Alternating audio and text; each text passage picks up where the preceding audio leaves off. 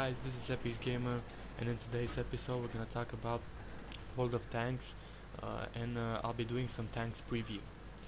The tank choice for today is the T28 Prototype.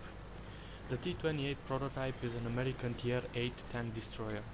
Tank destroyer with a rotating gun turret. It was an early modification of a heavy SPG and was intended to fight at the Siegfried Line. A vast improvement over the T25/2. This is powerful, if unwieldy, tank destroyer.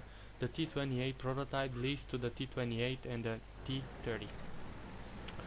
Let's go into some pros and cons for this tank destroyer. Pros: great top tier gun, excellent rate of fire, adequate armor if angled properly, intimidating opponent, especially if face head on by medium or lower tier heavy. Cons: this tank destroyer has an open turret and is incredibly vulnerable against artillery and high explosive shells. Slow traverse and speed makes you an easy target for artillery and medium tanks. Not much slope on armor, and you have a pretty low camouflage percentage. On the performance, it is very similar to the T28, especially in its speed.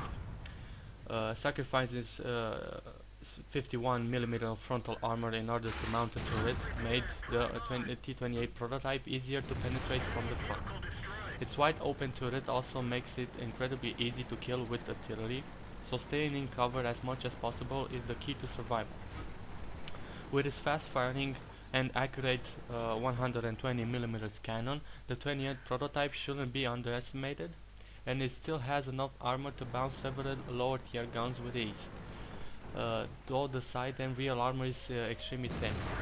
It has very nice gun depression, so it can be tricky to fight this tank when it's in a hold down position.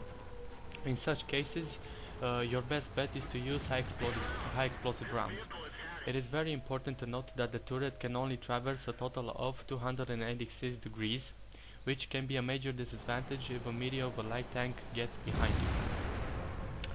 You should aim to unlock both guns before moving on to anything else. The starting gun is inadequate, trust me, it is very bad, while the 120mm makes you a destroyer of the world.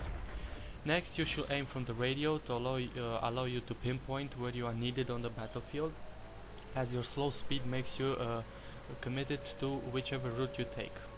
And the tracks are next, followed by the engine. This was the tank of choice for today's World of Tanks tank preview. Don't forget to like, subscribe, and see you next time.